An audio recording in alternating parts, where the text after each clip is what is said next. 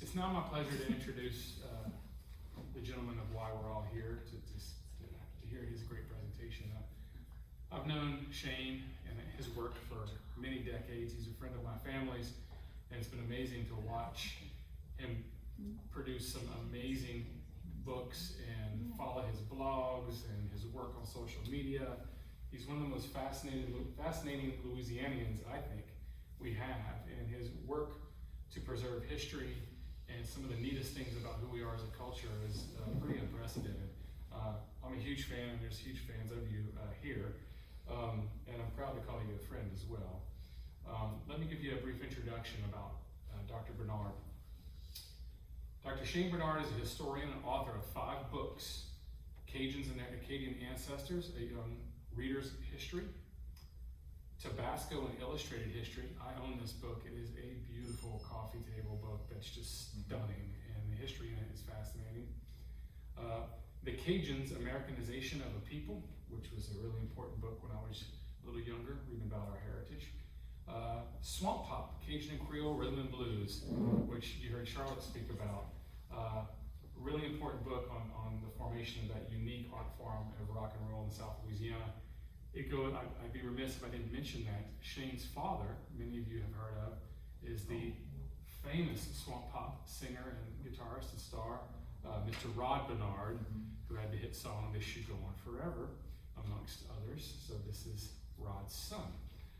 He holds a degree in English and History from the University of Louisiana at Lafayette, and earned a PhD in History from Texas A&M. And for over 30 years, he's had, in my opinion, one of the coolest jobs I can ever imagine.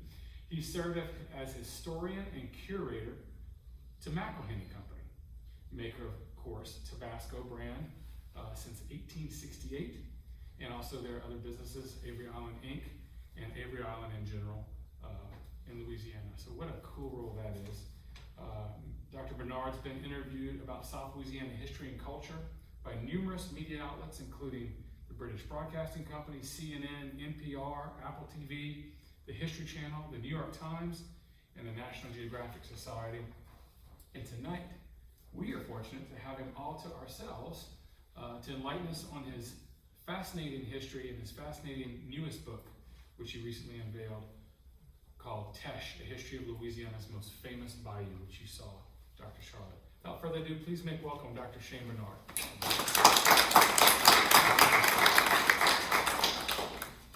Well, it's weird how I came up with this idea for this book, because, and I don't always mention it, I didn't mention it in the book, but my wife Amy, who's right here, we like to go to Disney World, and we went in, when was it? 2008. I think we actually went separately, and we didn't go together. She went, and then I went. And, but I noticed, like Mark Twain was everywhere in Disney World. And you've got the steamboat Liberty. And I don't know, it just got me thinking I should read some Mark Twain. I haven't picked up a Twain book since middle school, probably. So I read Tom Sawyer, and I read Huck Finn, and then I read Life on the Mississippi, and that got me thinking, I wonder if you couldn't write a similar book, on a smaller scale about the Teche, because it's certainly famous, and there's certainly a lot of lore associated with it. And I just kept thinking about it, and then I decided to give it a stab. I was worried that there wouldn't be enough primary source material, enough original material, especially from the colonial period. So when I began work on it, I started with that period, and amazingly, there was quite a bit of material to be found. Some of it was in archives in Barcelona and Seville, where I did not go to do research. I wish I had, but I actually hired an American student over there to look up some material for me and copy it and send it to me. And UL had a copy of a huge amount of Spanish colonial material that they call the Legajo. And so I was able just to go to UL and find a lot of this material that otherwise is in Seville, and there was plenty about the colonial era. And then I figured, if I'm going to write a book about the Teche, I can't do that without having ever actually been on the Teche. And I think when I started this in 2009, I don't think I'd ever been on a boat on the Teche. I crossed it every day in my car on the way to work, but that didn't really count. And then I figured, well, if I'm gonna go down the Teche, all 125 miles of it, I have to canoe it, because going in a motorboat would seem like cheating. And I kind of gave myself post-traumatic stress syndrome, because I occasionally wake up, even today, thinking, how am I going to do that? How am I possibly going to go all the way down the Teche? And then I remember I already did it. So it's kind of turned into a recurring dream of mine, kind of like that recurring dream where I wake up and I forgot to take a test in order to graduate from college. That one happens a lot too. So I did end up canoeing the whole Teche with a crew of 3 or 4 friends, and they were expert paddlers, whereas I was not. As I refer to myself in the book, I'm sort of an avid indoorsman. I'm not known for hunting or fishing or anything like that. So some of my other friends thought it was really funny that I was doing this, but I just thought it needed to be done. And that way I could see things up close. We could go slowly. I could catalog artifacts that were there to be seen, like there are a lot of steam equipment left over, either in whole or part, up and down the Teche. Even an entire boiler sitting in part of the Teche down around Garden City. But you start to run into the steam equipment around Cecilia. And there are these huge brick pilings too that people told me I would see, and told me they were graves. Well, they turn out they're not graves, they're pilings also. And if you look closely at them, you'll see big threaded bolts sticking out of them that steam equipment was affixed to at one time. So I was able to take the GPS coordinates of all these artifacts, and those are included in the book. And so it was a lot of fun. It was the canoeing was grueling, but it was still fun, and writing the book was a lot of fun. And one of the things I looked for was what is the origin of the word Teche? And we've probably all heard that it comes from this Chitimacha word meaning snake. And I don't think that's true. And I write about that. Now, the Chitimacha do call the bayou Quixcacad in their language, which means snake bayou. But that doesn't sound anything like Teche. So that still leaves the question, well, where does Teche come from? It doesn't seem to come from Quix or Cacad. And if you go to City Park in New Iberia, there's a state historical marker that lists both the alleged Chitimacha origin, but says, or it might have come from the German word Deutsch, meaning German, because there were so many Germans living on the Teche. The problem with that is that there weren't really any Germans living on the Teche. And, where there were Germans living in South Louisiana, you usually run into the word, Allemand or something akin to that. I mean, why would the French or the Spanish refer to the Germans in their own language, as Deutsch? So anyway, I think sooner or later, earlier instances of the word Teche will be found, but as far as I know, this is the earliest known reference to the Teche. It's in the response of the French caretakers of Spanish Louisiana in New Orleans. So Louisiana, was French, then it became Spanish in 1762-63, and stayed Spanish until 1800 when Napoleon took it back for France, and then he sold Louisiana to the US 3 years later. So it took a long time for the Spanish to get here to take over Louisiana once the French had given it to them. So these French caretakers in Spanish Louisiana and New Orleans wrote this document back to I forget his first name, but he's a Grevenberg. You can see it up there in the upper right corner. He wrote to the colonial administrators in New Orleans and said, hey, these people called Acadians have just showed up here and they're squatting on my land. But the problem is that I don't have a piece of paper saying that I actually own this land. So in a way, he was a squatter complaining about squatters, you know? And so he said, can you send me a piece of paper saying that I own all this land here? So this is the reply from the colonial administrators in New Orleans that says, you know, concession accorded to Monsieur Grevenberg. And there, you can see at the bottom, it says 16th July, 1765. And the word Teche it's the third line up from the bottom, and it's spelled, as you can see, T-E-I-C-H-E, Teche. I have a theory about where the word comes from, but it's just a theory. It may be completely wrong. We know that well, depending on what Spanish map you look at, either the Sabine River, or or Bayou, I think it's Bayou Teche, was called by the Spanish the Rio Mexicano. So why are they calling a river in Louisiana the Mexican River or the Mexico River? It's because from the Spanish perspective, Louisiana all the way to the west bank of the Mississippi was Spanish and was part of the province of Mexico. And really they considered it part of Texas, you know, and Texas was in turn part of Mexico.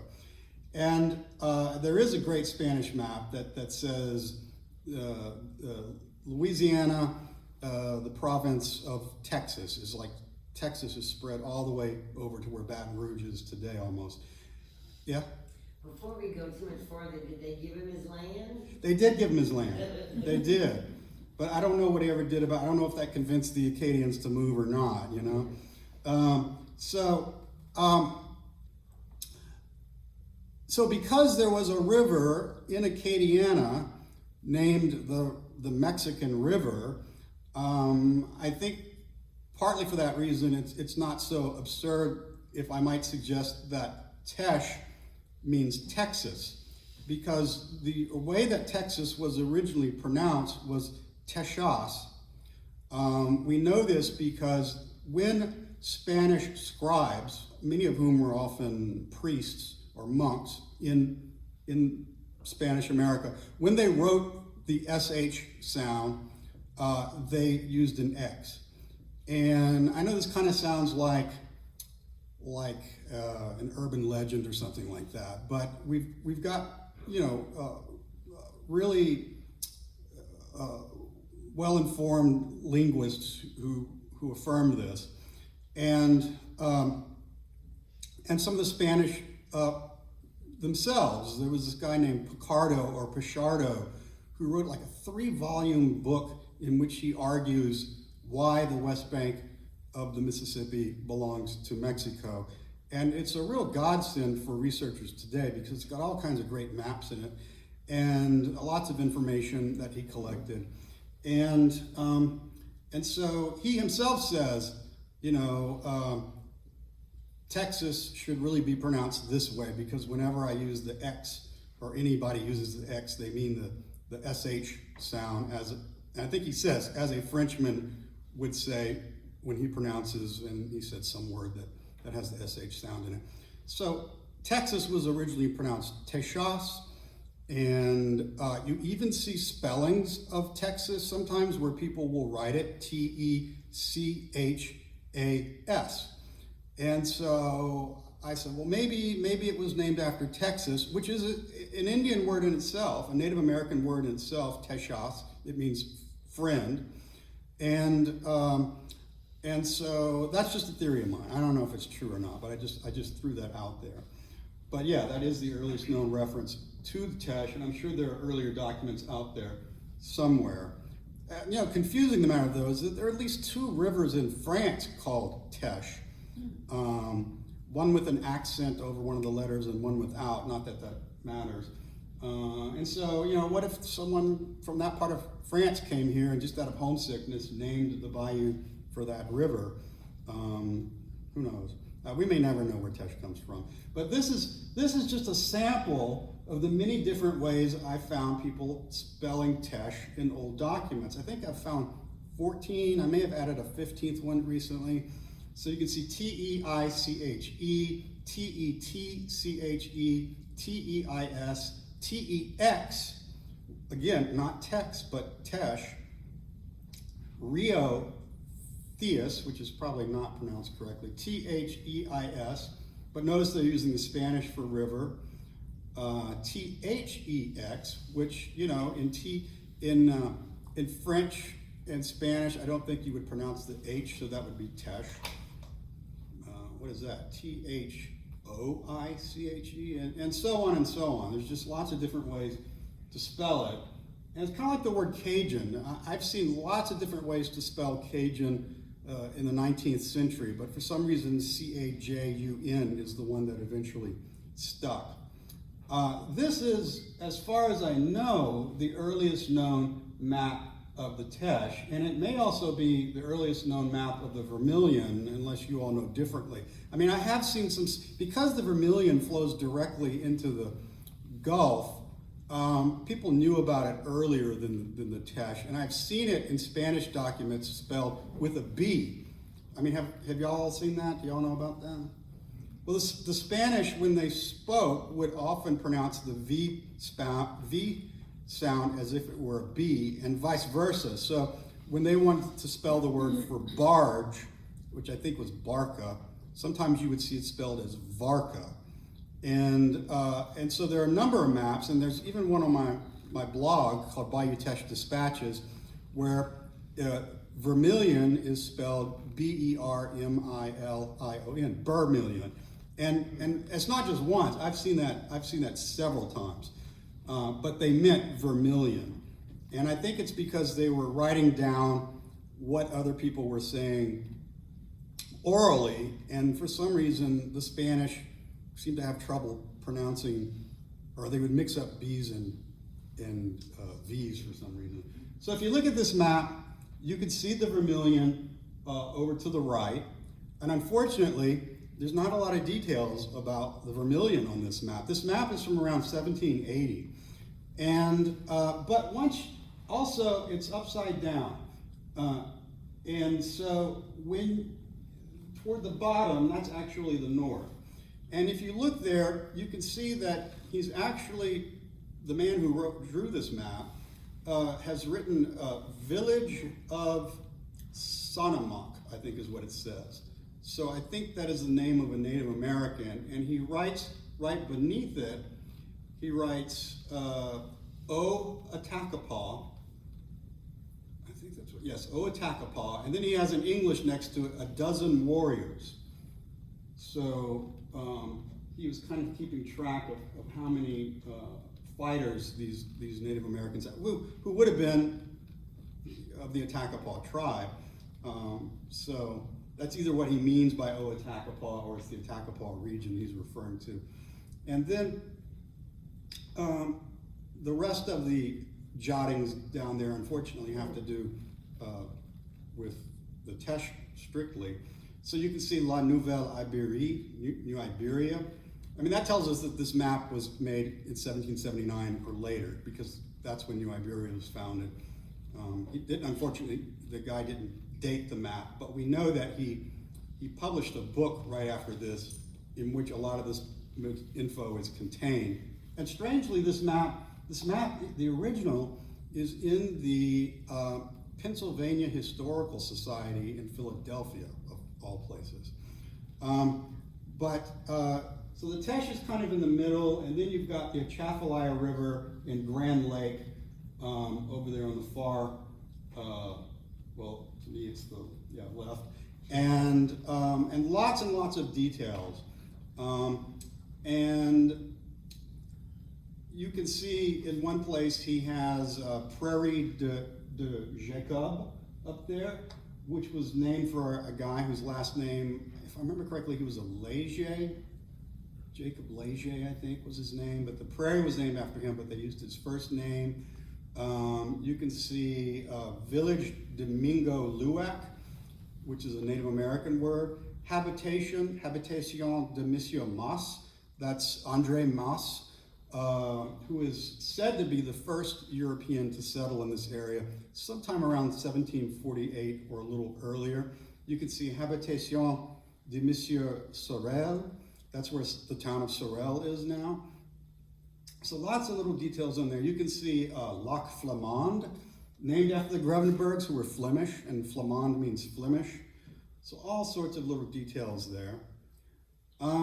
This is the present day site of Arnaudville. And you can see the Teche up there spelled Teichte.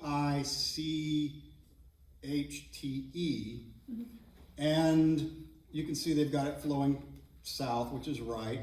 Off of that, they have what is today Bayou Teche, but they have it listed here as a fork of the Vermilion, spelled with a V, not a B. And the arrow is pointing at what is listed as the vacherie of Monsieur Fuselier. That would be Gabriel Fuselier de la Claire. So that's pretty much where the town of Arnaudville is located today, right where the Bayou Teche intersects with the Teche. This is what is today the Parks area. On this map, it's called the Quartier de la Pointe de Repose, the neighborhood or area of the place where you rest. And you can see that the bayou here is called the River Thex, or again, it would be pronounced Tex, or Desatacapa. So it had two names. And you can see all the different landowners who had been given land right there. I can't see them on my screen, but I think all of them, or at least most of them, are Acadians. And it was a guy named Gosselin. Now, if you know a Gosselin today, they no doubt descend from this royal map maker and surveyor named Francois Gosselin. This map is preserved. The original is in the Library of Congress with an entire collection of Gosselin maps. And Gosselin, in fact, as you may know, well, in that collection are some maps of the Vermilion, some very early maps of the Vermilion. Here's another one of his maps showing a small segment of the Teche at the bottom. And this was land of Charles Dugas, here spelled D-U-G-A-T, but it's probably the same as D-U-G-A-S. There's a Landry on one side of him and a Benoit on the other. Shane, I have a question. Mm-hmm. The previous map, are those the French long lots that usually start at the river and go back? Yeah, and the Spanish continued that tradition. So usually it was 40 arpents wide and then so many hundred back. I don't know if that's precisely what that is there. But, like in New Iberia today, we have the 40 arpent road is what's today Admiral Doyle. And once you get out of town on the way to Jinneret, the signage changes to 40 Arpent Road. And then halfway between Admiral Doyle and Bayou Teche in town, there is still a road today called the 20 Arpent Road.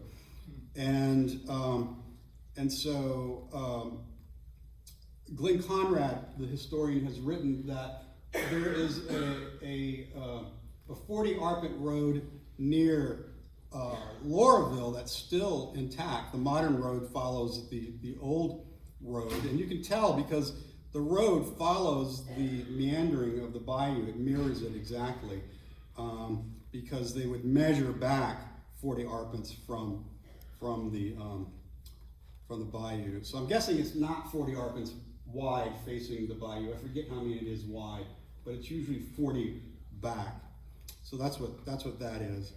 And it's interesting when you look at these topographical maps where the old French and Spanish method runs into the Anglo-Saxon method, where everything, you got the township and range, everything's nice and straight, and then all of a sudden you've got this like jigsaw puzzle effect, which I actually prefer the jigsaw puzzle. It's just more interesting that way. So this is the first map that to me really shows the Teche accurately. This is an 1806 map by a map maker named Lafont, who was in New Orleans. The map itself was published in Paris, and he really got the bayou right up until you get to around Arnaville, and then it looks like he goes off in the wrong direction. But I later decided, because he goes off, he sort of meanders off to the west. But I think he was right. I now think he was right, because we think of the Teche today as running from Patterson to Portbury, where it comes out of the Bayou Catable.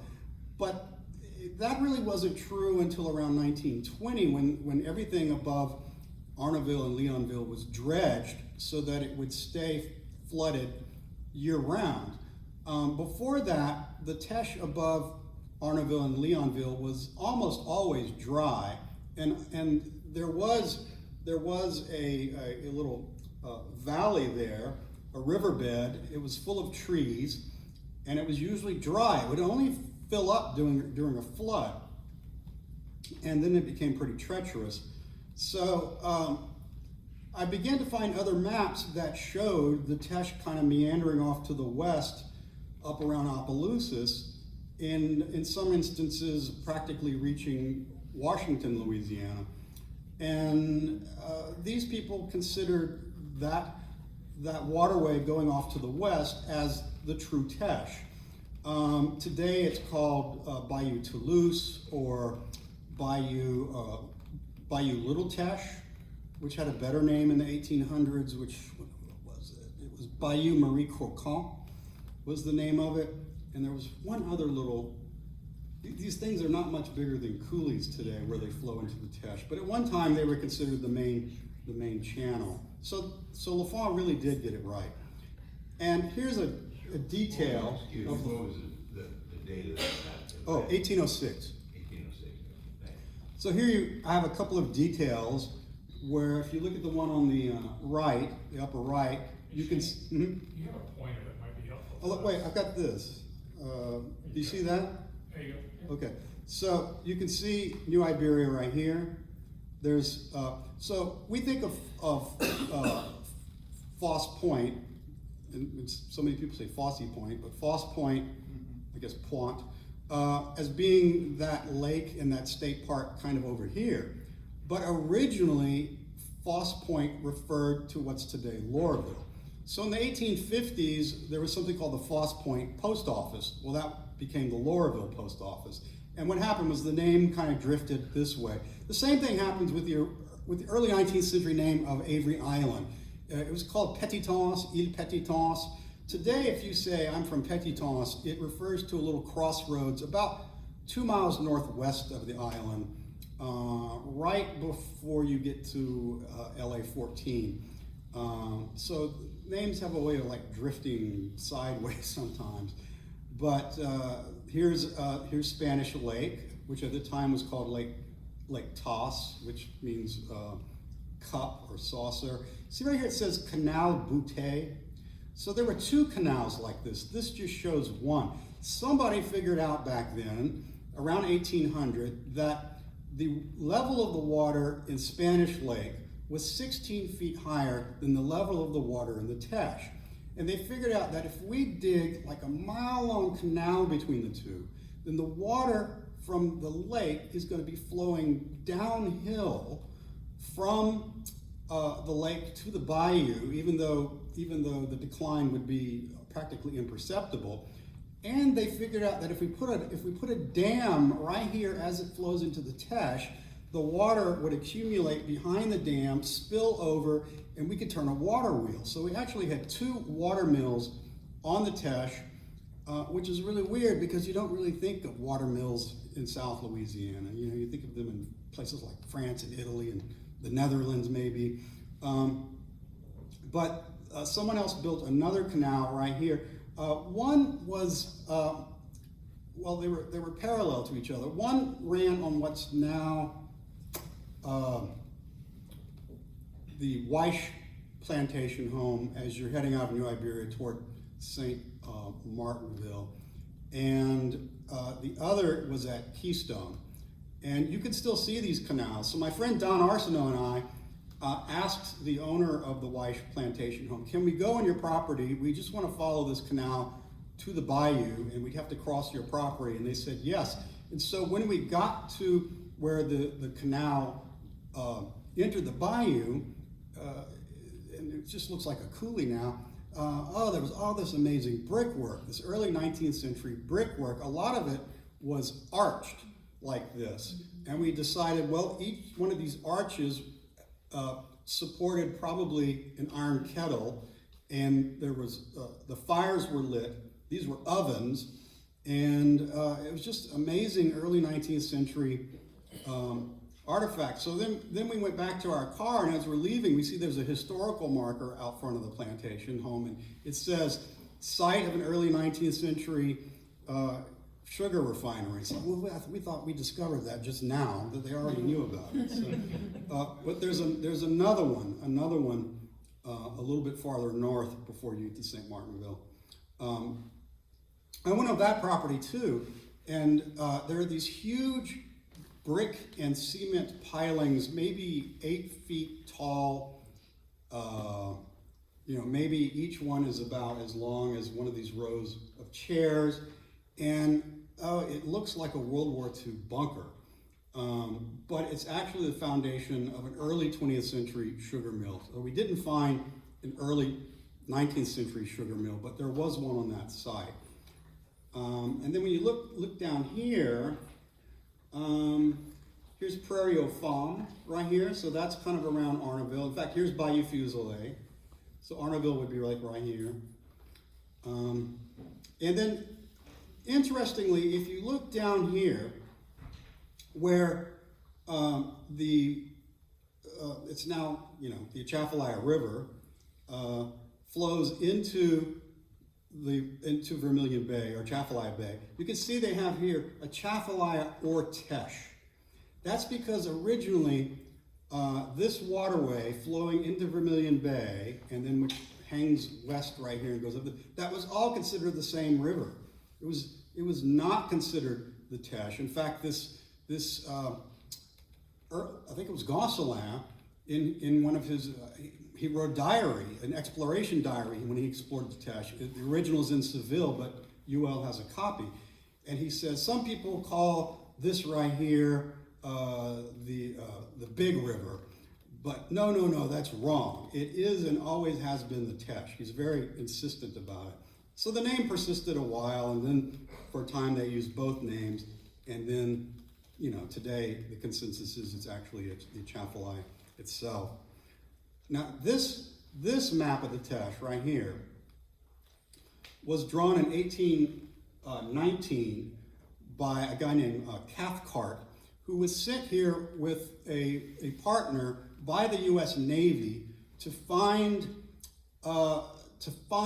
oak trees that could be used for making big sailing ships, with masts and everything, because they had trouble finding just the right kind of oak to make these big Navy vessels out of.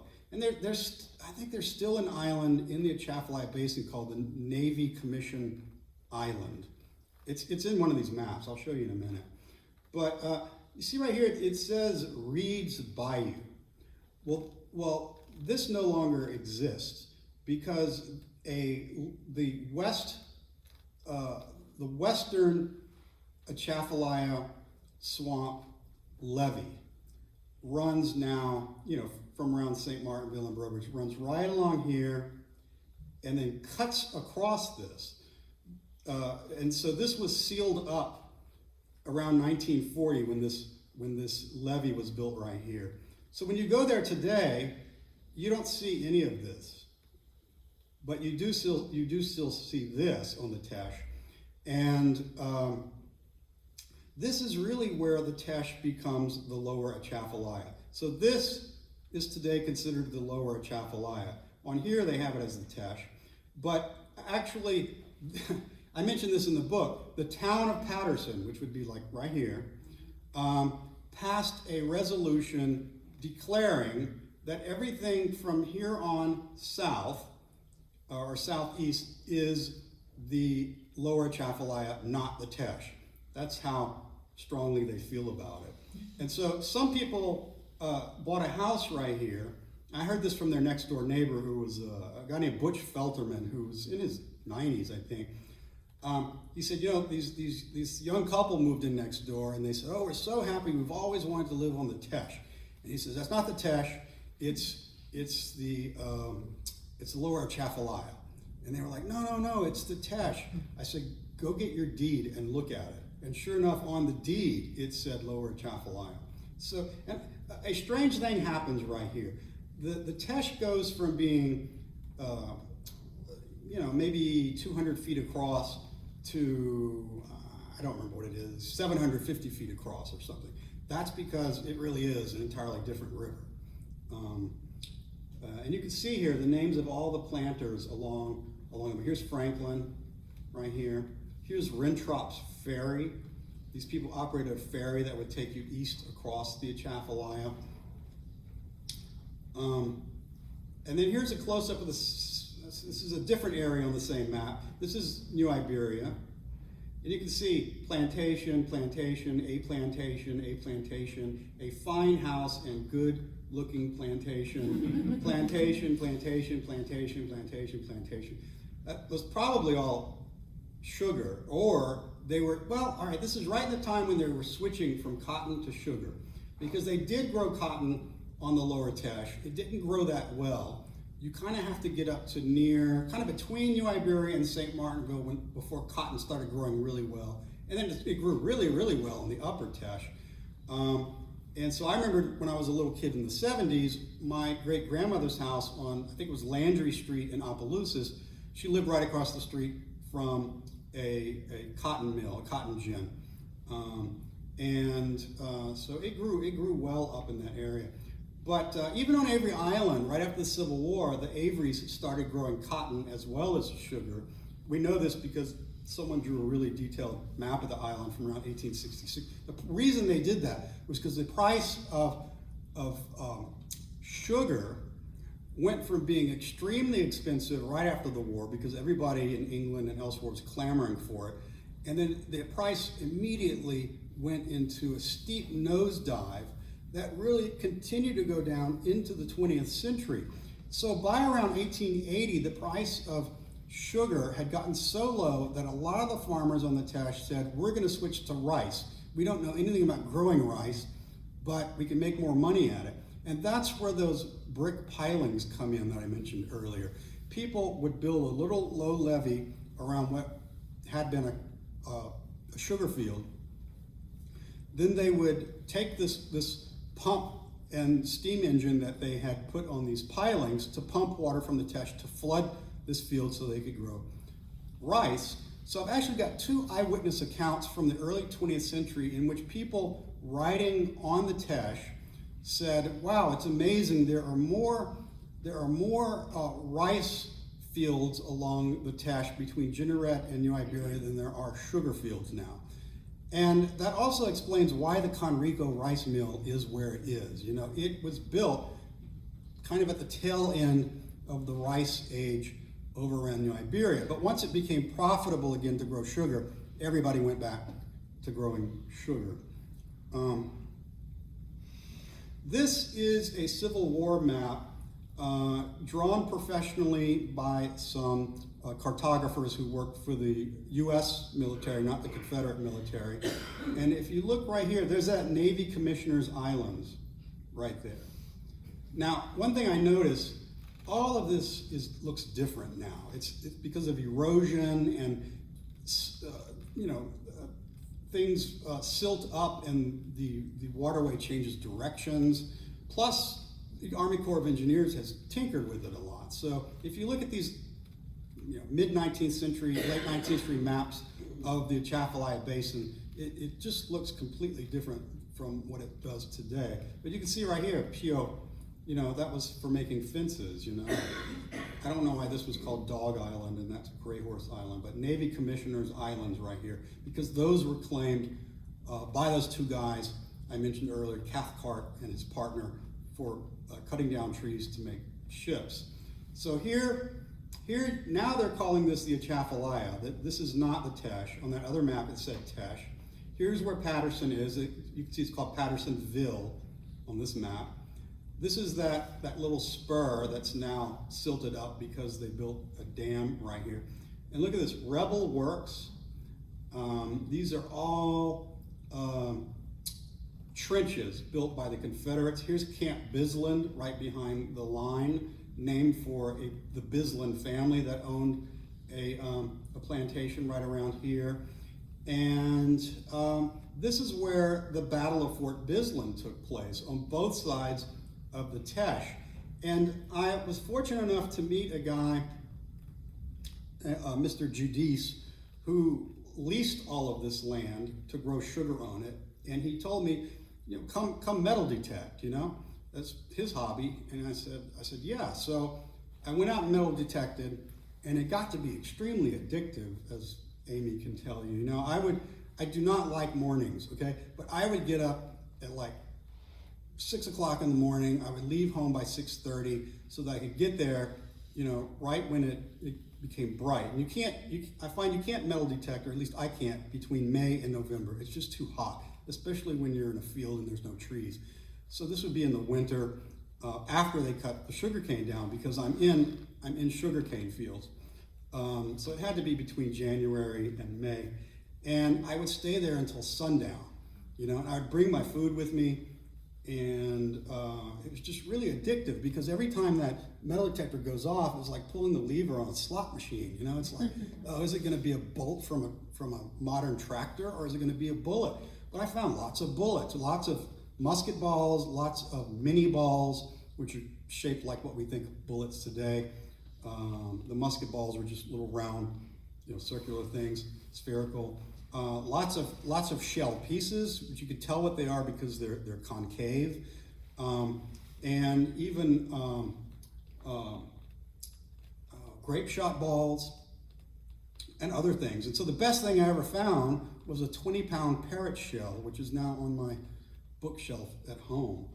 I thought it was a pipe when I first hit it, because it just kept going for inches, and then I realized, oh, it's an artillery shell. So that was dug up here, but I found stuff on both sides of the bayou, right here, right below Centerville. And here is the same map, but showing the New Iberia area. So here are lots of planters right here. Here's Generette. Rebel gunboat burned. This is said to be, it's right here, this is said to be right behind Iberia General. And I forget the name of the gunboat, but they almost finished it when the Union invaded the Teche country in it was April of '63.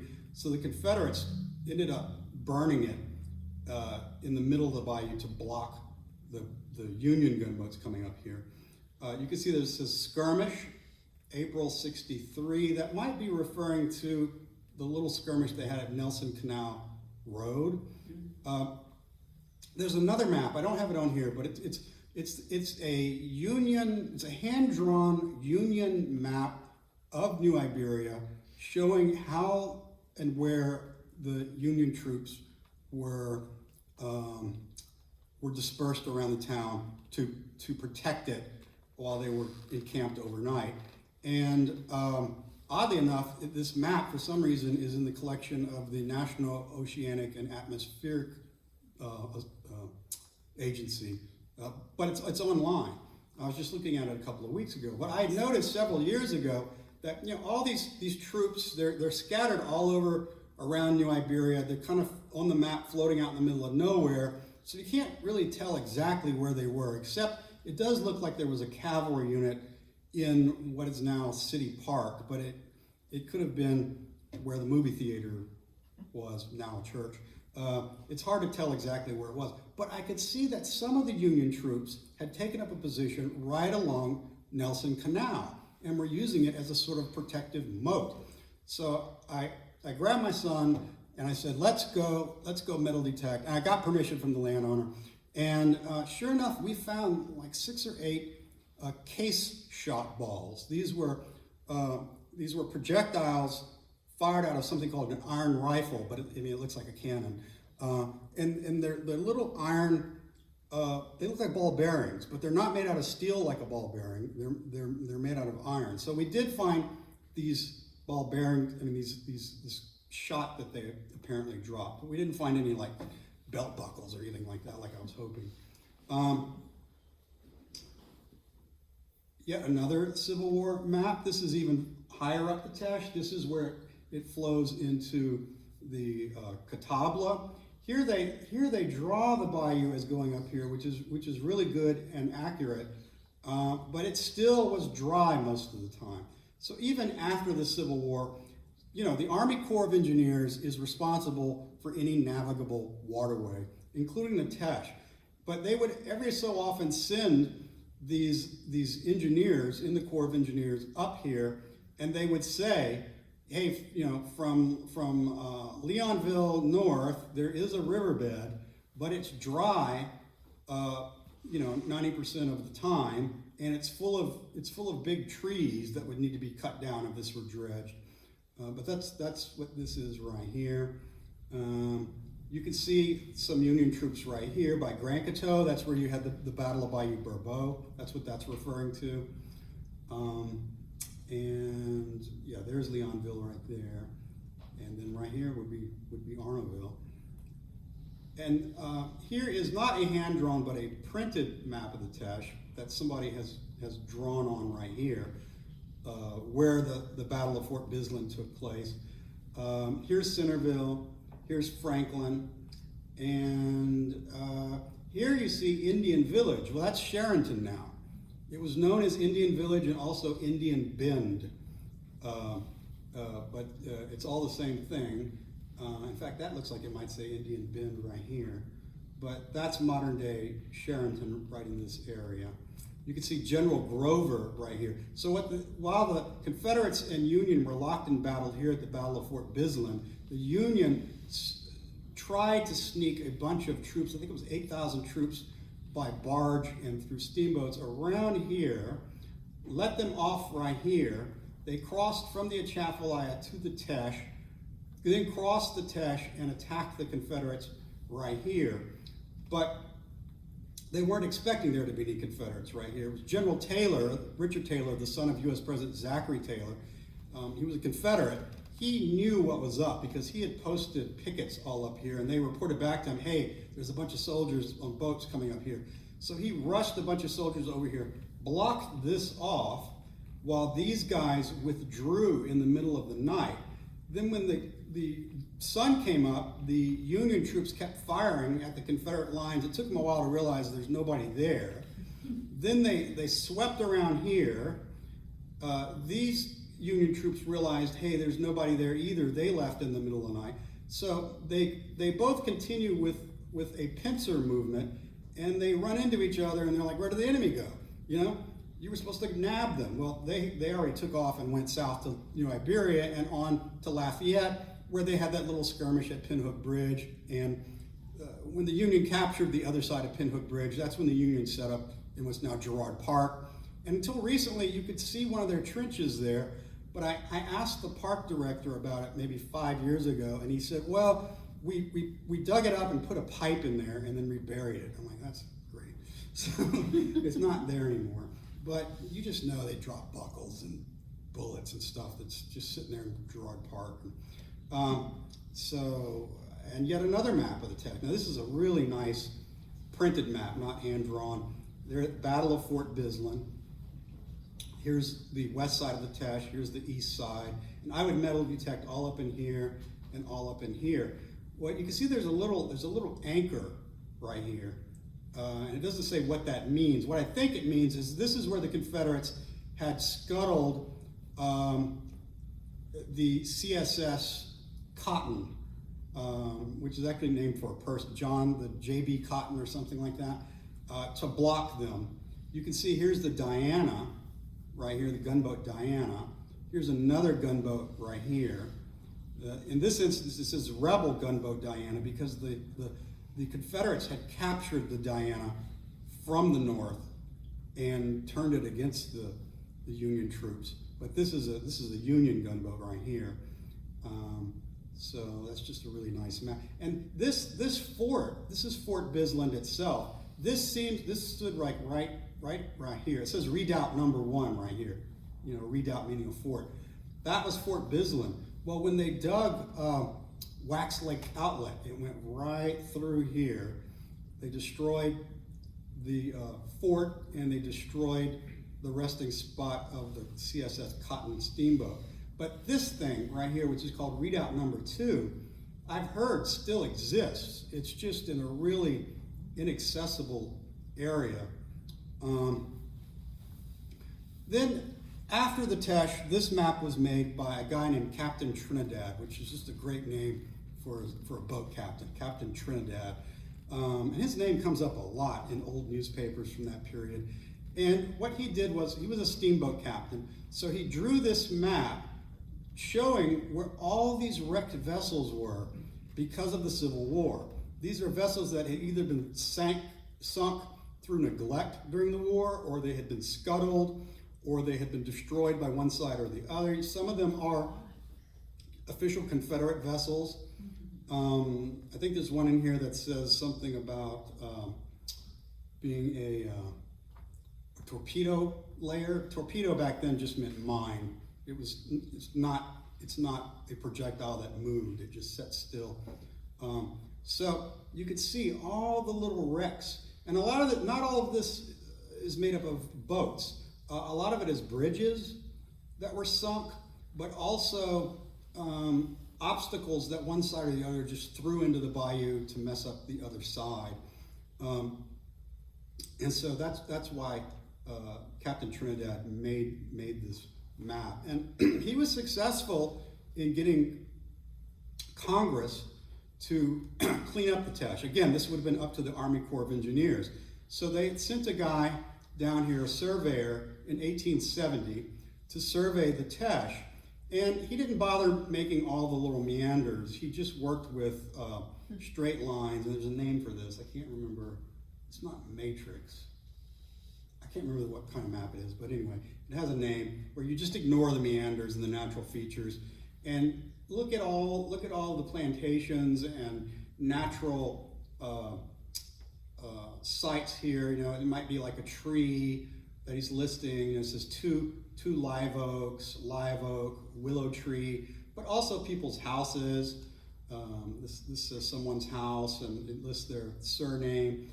But then he's also got in the bayou itself where all of these obstacles are. And you can see here's a bridge that only about a quarter of it's left. And here's a bunch of pilings that someone stuck in the Teche.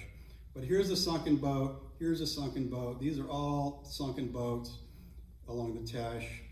And so then the Army Corps of Engineers says, okay, well, we need something even more precise than this.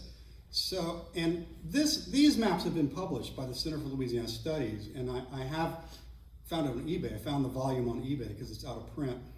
And but the next set of maps have never been published, but I did manage to get some sections copied for me by the National Archives. So you can see it's much more detail and a much larger scale. So here's, it says half of steamboat something or another, plowboy. This is the cotton, the JB cotton right here, taking up 90% of the width of the bayou. Again, this is not here right now because they dug Wax Lake Outlet through here, and that thing's like 600 feet wide. Bunch of pilings right here, bunch of pilings here, other boats that are sunken, logs and other things. It's really fascinating to look at that. And here is the JB cotton. This was in like Harper's Magazine back then. So this right here, number 32, obstacle number 32, is this right here. And there's actually a man standing among all this. You can kind of see his hat. I don't know if you can look it out or not. But here's what's left of the smokestacks right here. And what they did was they went in with, they didn't have dynamite yet. That wasn't invented yet. They went in with kegs of black powder, and they had a guy dressed in diving gear, but it would have been one of those big brass helmets, and he would go down here and shove the barrels of black powder in there, and then they would somehow detonate it, underwater. And so they just blew all that up, unfortunately. But there's parts of it still down there. The same thing happened to the Diana, which is right in the middle of Franklin. That's where it was scuttled, and it was blown up too. But you just know there's that they scuttled in a hurry, and there's just dishes and things. If you've ever seen the Cairo at Vicksburg, this gunboat that they pulled up, they found not only dishware and cannons and cannonballs, but photographs, tin types that were still, they looked like they were taken yesterday. It's just really amazing. This is one of my favorite photos of the Teche. This is a steamboat at New Iberia. So the photographer is on the east side of the bayou, looking toward what's now downtown, and was downtown back then too. But notice the length of this steamboat. This steamboat is longer than the Teche is wide, and that was very common.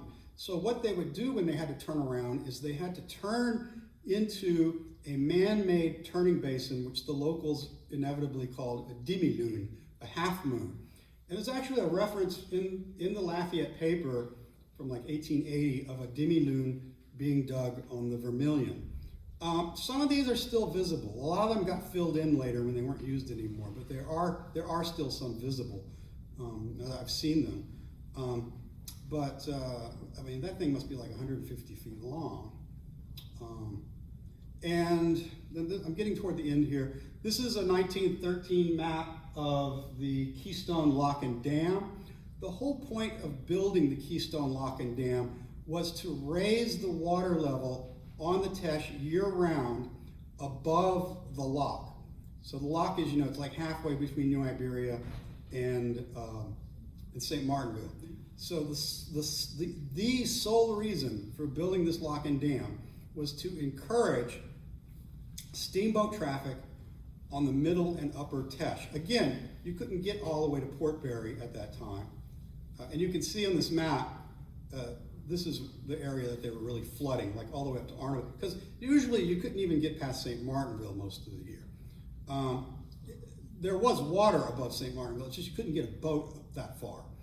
One of the best things I found was a lawsuit filed against the town of St. Martinville by, this is like in the 1850s, late 1850s, by the owner of a floating circus who had taken her showboat up to St. Martinville, and they would not open the bridge manually, I suppose, to let her go above it to get to Arnaville, because it was during the flood season, and so she claimed that was because of them that she lost all this money.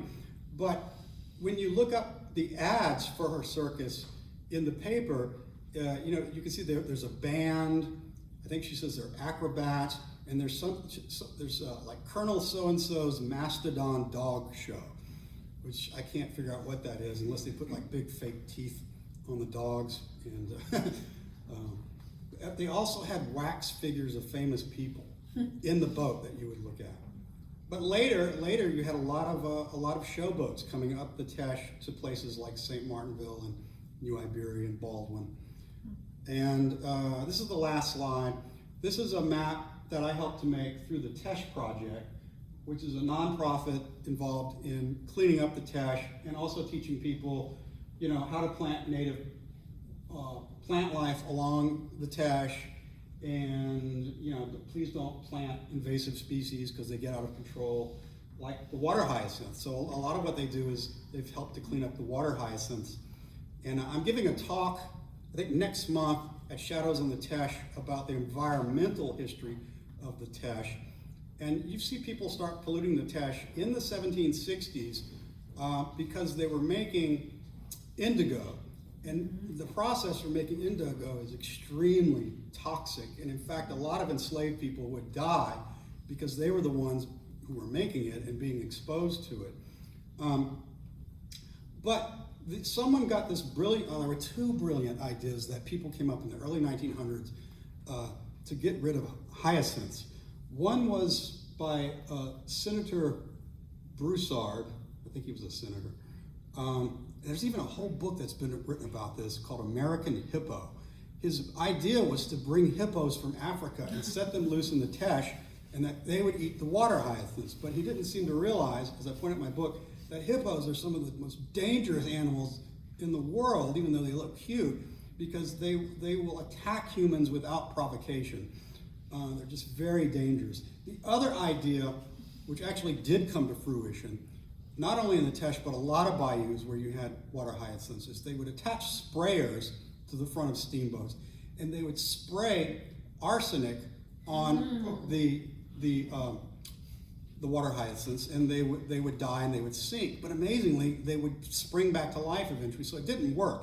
But the problem with arsenic is not only is it poisonous, but it's an element like carbon or helium or hydrogen, which means it doesn't break down. And it will always be there. So sure enough, when they went and took samples of sludge in the Teche in the 1990s, dangerous amounts of arsenic. Also dangerous amounts of DDT, even though DDT had been banned 25 years earlier, I think it was at the time, because it doesn't break down very quickly. But they also found very large amounts of DDE, which is what DDT breaks down into, and which is also a carcinogen, and also large amounts of carbofuran, which is an insecticide that is so deadly to humans, it's not allowed on anything that humans are eventually going to eat, like soybeans or something like that. But that's in the Teche too. And they've had 2 or 3 major fish kills on the Teche due to the sugar industry, but to their credit, there have not been any, I think, since the early 80s. So whatever they were doing, it was some sort of acid that they used to wash out their equipment. They stopped doing it. So we've had no major fish kills on the Teche in something like, I think, 40 years.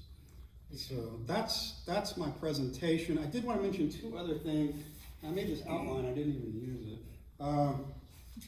Let's see.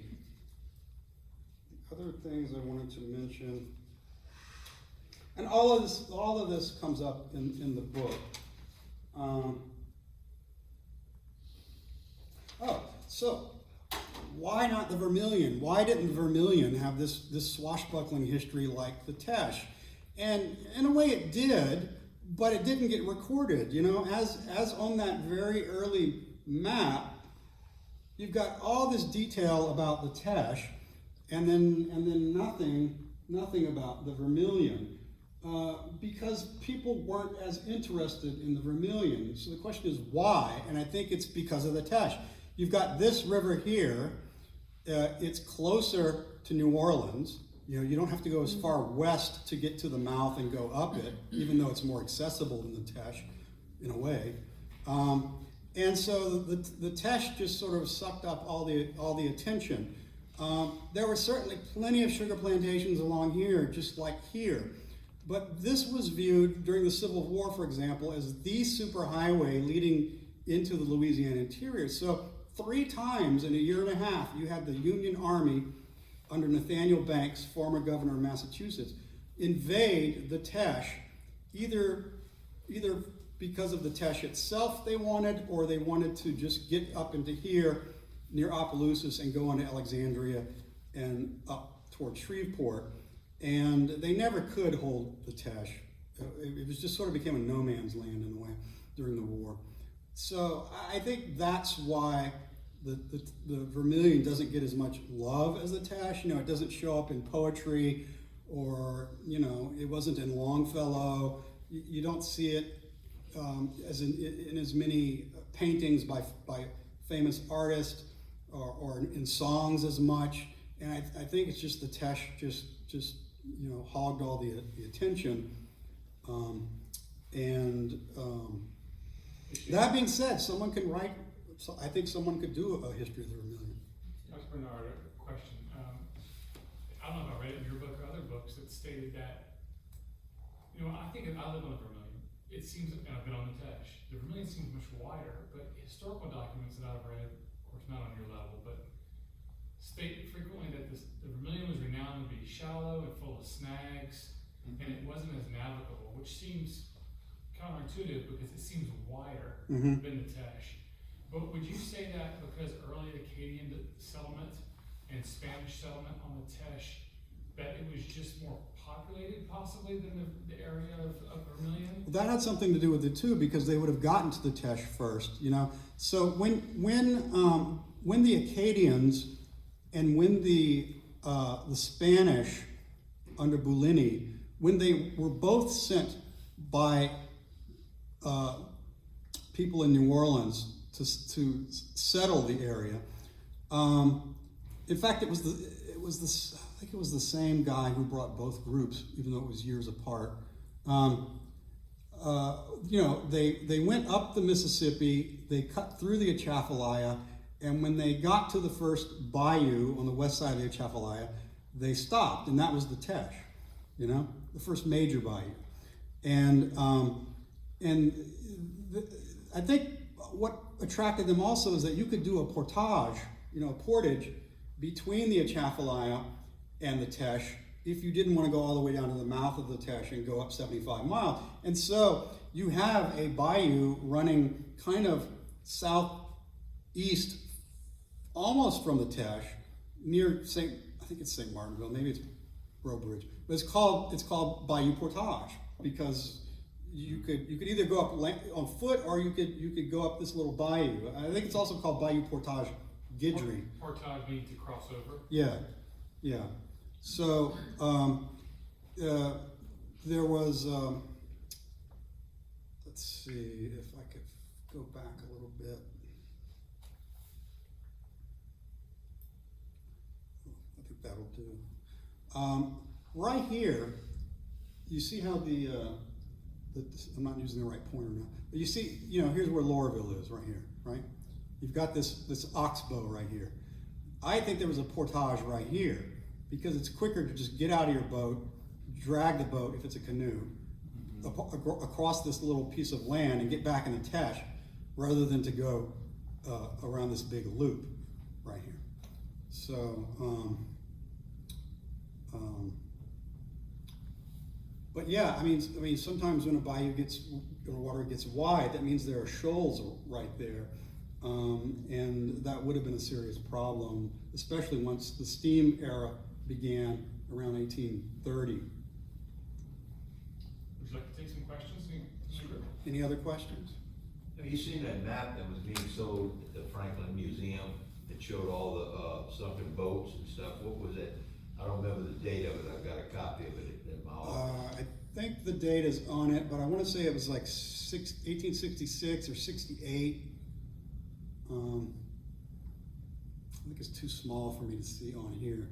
But you're right. This was sold by, I think still is sold by the Grevenberg House, and there's an original one in the National Archives. It showed all the sunken boats and stuff. I thought maybe that was done it was done before the Civil War, after. After. In fact, this is all the wreckage of the Civil War in this map. And here's a list of, these are all boats that are sunk in the Teche. And so there was an archaeological report that came out in the 80s or early 90s in which this archaeologist says, according to his research, there are over 100 vessels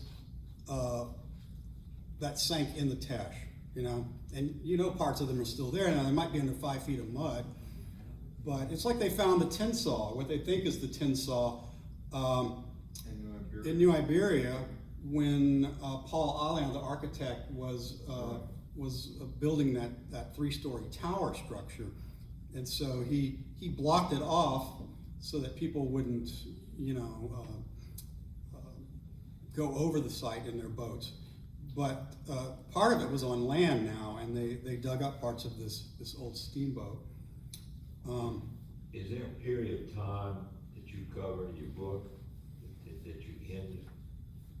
No, you don't come up to where they put the locks and things. I did. So it's pretty much from the prehistoric period, because I talk about the Native Americans along the Teche and how they built this mound and that mound, and then I go, and that's like, you know, possibly in the BC era. You know, on Avery Island, there's a Native American mound that's been radiocarbon dated at 4,500 years old. So that's 2,500 BC. And that's only 10 miles from the Teche. There's something like 70 Native American mounds in the 3 parishes of the lower Teche. I don't know about St. Landry, but so I come all the way to the present, really, because I talk about how the steamboat was replaced by the push boat and barge system that we have now, and according to the government records, there is more tonnage shipped on the Teche today than in the 19th century, which seems wrong because I mean, when I moved to New Iberia in 1997, I frequently saw barges and push boats on the Teche.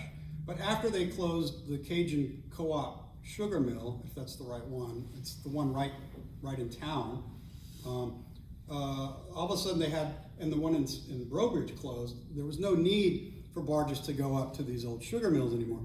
So rarely ever do I see, or do we see any barges on the Teche today. But I think because barges can accommodate so much more stuff compared to a steamboat, which had to have room for the engine and had to have room for the bridge and the captain's quarters and crew quarters and even an eating place for any humans that were being shipped on the steamboat. With a barge, I mean, just the whole thing is available for hauling, who knows how many tons worth of aggregate or sugarcane or whatever. And so it takes many fewer boats now to cart even more stuff than that was done in the 19th century. Shane, a question. I know that the Lafitte brothers that were in Barataria and Galveston and maybe even the Mermentau, any evidence of pirates in the Teche? I mean, you hear stories about Jean Lafitte. There is supposedly, and I can't get a straight answer about this, but in the yard of what is Mount Carmel, what was Mount Carmel, I mean, the building's still there, it's supposed to be a tunnel, which I suppose is possible because the land is kind of high right there. You're on the Teche Ridge. It didn't flood during the 1927 flood, right along the Teche. And so the Daily Iberian ran an article about, 8 years ago in which someone said, I think that was a tunnel that Jean Lafitte used for smuggling. But it's like, well, it's only like a 25-foot long tunnel. It's just, why not just walk across the lawn, but there was another man who was said to have been a pirate. I mentioned his name in the book, but I don't remember his name offhand, and he lived in New Iberia. There was a guy named Isaac Fitzrandolph from New Jersey who ended up buying Jefferson Island before it was Jefferson Island. It was called Orange Island or Miller Island. This would be around 1820, 1830. He was said to be the son-in-law of Jean Lafitte, which seems to me would be easy enough to prove or disprove, but it's just like one of the 1,001 things I've never done. But on Avery Island, he's regarded today as a really bad guy because he came over to the island and pushed Miss Effie, who was the ancestor of all the Averys, and she fell off the porch while pregnant and died, and the child died too. So he's sort of regarded as this really evil guy, but who knows if any of that is true. They did find some coins buried at Jefferson Island, and some of them are on display, and the stories that the government showed up and confiscated the rest as taxes. And I'm always skeptical of Jean Lafitte's stories, but there's certainly plenty of them. I mean, even on Avery Island, the old plantation office next to what's called Marsh House, where we have parties and stuff today, there was a rumor that Jean Lafitte had buried his treasure in the fireplace. So sure enough, I mean, in the 20th century, somebody went and dug up the fireplace, And of course they didn't, well, we don't know, maybe they found something, but. None that they agreed to Right. disclose. Right. I guess you touched upon this a little bit, but how, I have two separate questions, two times of period. I was surprised in your book, I think of conquistadors, I think of big sailing ships, Spanish sailing ships. But you said the conquistadors were sailing up the Teche a long time ago. And my second question has to do with, how important was the Teche, or how utilized was the Teche during the slave trade? Okay. So the only source we have for conquistadors on or right next to the Teche is from Chitimacha oral tradition. So they say that some conquistadors came ashore at what's now basically Sharonton Beach, and the Teche is right there. It wasn't on the Teche itself, but it was, you know, like less than a mile away, and that the tribe drove them away. I mean, it's possible. We know that, I forget the expedition. It was one Spanish expedition, I think it was de Vaca, that one of his men wrote about how they were detecting fresh water very far off the coast, and that they could see what looked like the mouth of a big river. But we figured that was the Atchafalaya, which back then people considered to be the Teche, but they didn't go up it. So really that's the only source we know of. And then as for the slave trade, so there were slaves on the Teche as soon as there were Europeans on the Teche, because Andre Massa, let me back up. So, as I said, the Spanish in Mexico City and in Cuba viewed the province of Mexico going all the way to the Mississippi River, and that what we're in right now was Texas. And so they didn't want any Frenchmen coming here. And the French didn't want their own Frenchmen going there, because you had Bourbon kings on both the Spanish throne and the French throne. The French and the Spanish were always, you know, teaming up against the British. Those were the real bad guys.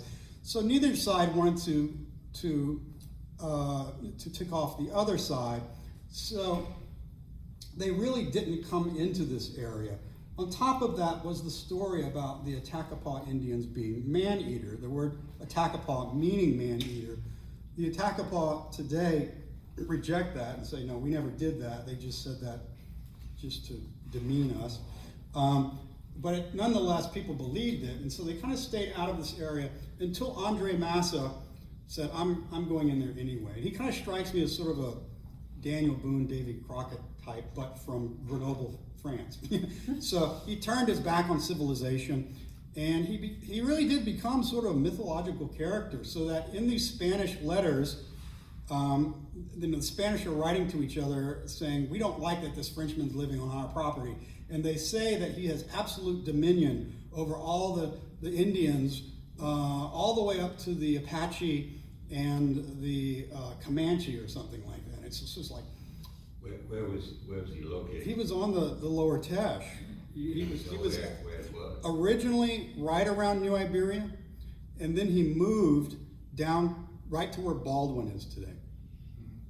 In fact, there are some people that live in an old house at Baldwin that was built on the footprint of an older house, and they have reason to believe that that was actually Andre Massa's, the footprint of Massa's house. I don't know if that's true, but that's what they claim. But you can see on, for example, let's see, this map. If you look, let's see. Was he part of the slave trade as well? Yeah, you see it says Massa right here. And it says Colette right here, whose last name was actually Provost. Provost de Colette was his name. And Sorel, where Sorel is now. So Massa, when he came here, he brought enslaved people with him, which as far as I know, are the first enslaved people along the Teche. He also had some Native Americans with him. And there was an Andre Massa who was a free person of color that a lot of people think was his son because, one, he was mixed race, he was free, and his name is Andre Massa, you know, like the other guy. There's an account. I'm kind of getting off the subject. Anyway, he was the original slaveholder in this area. He actually he freed his slaves at the end of his life. And you see people complaining about that. But you had small scale slave holding along the Teche after that, say after the 1740s. But around 1820, 1830, I theorized the arrival of the steam engine. All of a sudden, instead of sending all of your sugar to market in New Orleans in a flatboat paddled by a dozen slaves, which would take months to get there, now you can get there in 5 days in a steamboat. And you can fit even more sugar on a steamboat than you can in a flatboat. But you can also take a steam engine and apply it to the crusher, so you don't have to have animals crushing the sugar anymore, walking in a circle. And you can crush a lot more sugar a lot more quickly. That means you can grow more sugar, so you need more enslaved people. And all of a sudden, that's when large-scale slaveholding on the Teche takes place. And the same thing with the Mississippi. And you have a lot of these big plantation homes then popping up on the Teche because all of a sudden these very few sugar farmers are making a huge amount of money. Whereas before, they really weren't, They were growing a little bit of sugar, or they were growing cotton, like I said.